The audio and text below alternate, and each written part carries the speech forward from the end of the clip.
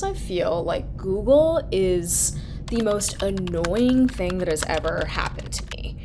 Okay, let me explain. Have you ever felt something or like seen something on your body that feels unfamiliar, like a rash, or like maybe your skin is like itchy a little bit, or like you see a bruise, it feels like you don't remember getting this bruise, and then you're suddenly like, oh my God, something must be wrong with me. I must be sick. Like, I must have something, maybe it's like cancer, maybe it's like some sort of like rare disorder, and I have to go figure it out. So you go to google.com and then you start like looking it up.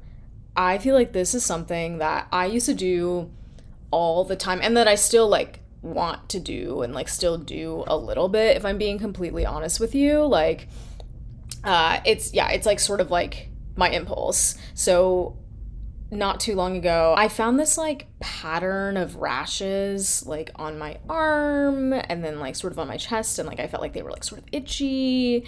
Like my skin just felt itchy in general, and I was kind of like, oh my God, this isn't like something that normally happens to me. Like, what is this? Like, I have to figure out exactly what this is. And so I was like, I should go and Google it and figure it out. And then I didn't, which I'm really proud of myself for. And instead of Googling, I used some of the techniques that I learned from my therapist when I was doing ERP therapy, exposure and response prevention. And that ended up actually being so much more helpful. So if you're unfamiliar with what ERP therapy is, that's okay. I was too when I started. Basically, exposure and response therapy is basically like, okay, like your therapist takes on the things that you're scared of, like your intrusive thoughts, like all this stuff, the stuff that makes you want to do these like compulsions, like head on, by sort of exposing you to the thing that you're scared of and then sort of preventing the response, or like teaching you how to sort of not give in to the desire to like do the response that is like actually not helpful. So for example, when I was doing exposure and response prevention therapy, I was talking to my therapist about how my sort of base fear is that like I'm sick, or that I'm dying, or like something is going to happen where I'm going to get like really sick.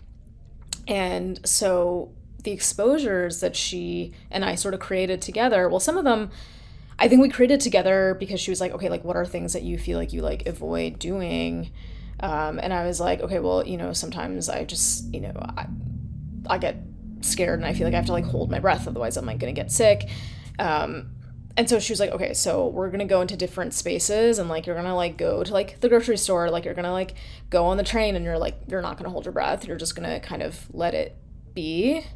And that was really scary, but I think that it was, good to try, and I think that it served its purpose of like, oh, you're gonna expose yourself to the thing that you're scared of, and you're just sort of you're gonna resist the compulsion and like not do it anyway.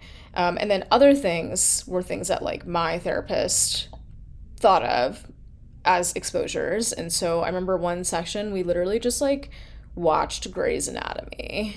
So the purpose of that was to be like, okay, so you're gonna watch this show and they're gonna have a bunch of like really scary medical diagnoses, and what you're not going to do, the compulsion you're going to resist, is you're not going to go on Google and be like, oh my God, could I have like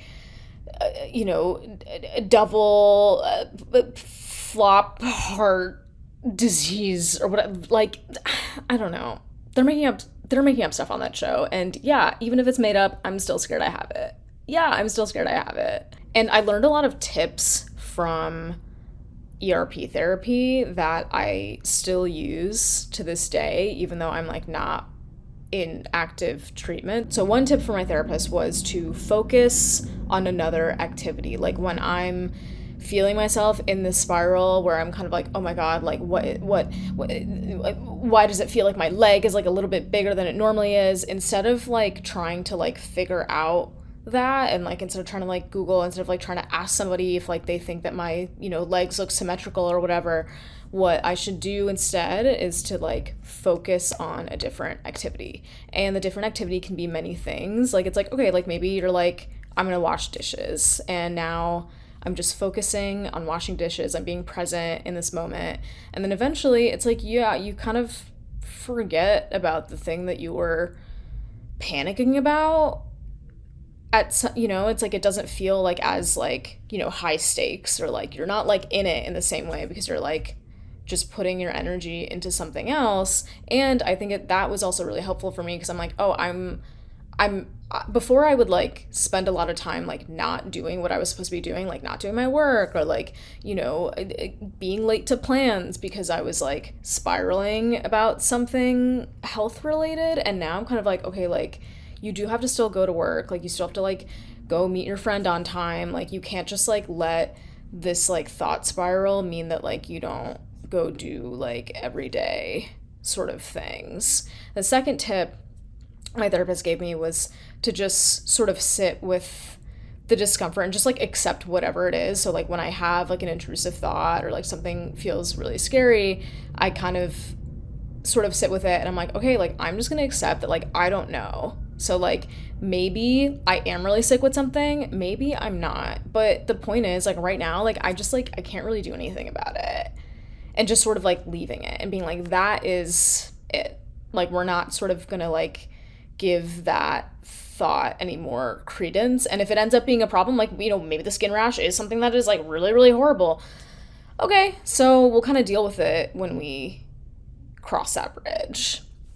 And then the third tip, and this one I actually really love because it's like kind of funny almost, is to lean into the scary thought until it's like cartoonish. So my therapist would be like, okay, so you're scared that you have some sort of rare disease. Lean into it, play it up, be like, yeah, like I have a big scary disease. I have a big scary disease. Yeah, I have a huge scary disease. The disease is so big and it's all over my body and I'm gonna like die in like an hour. Like it almost like makes it feel like the thought is like you're like making fun of it, and it feels like sarcastic in a way where it's like suddenly like you're talking about this thought in a way where you're like, oh my god, it's actually, yeah, no, it is kind of ridiculous. And I think that allowing myself to sort of like not take it seriously and laugh at it, even if it was like really scary, helped just sort of move on from it and like not be, helped me not fixate on it so much.